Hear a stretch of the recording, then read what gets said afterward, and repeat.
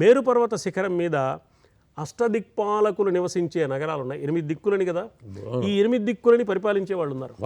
వాళ్ళకి నివాస నగరాలు అమరావతి, తేజోవతి, సంయమని, కృష్ణాంగన, శ్రద్ధావతి, గంధవతి, అలక, యశోవతి అనేవి. ఇప్పుడు అలకనంద దగ్గరికి వచ్చామన్నమాట మనం.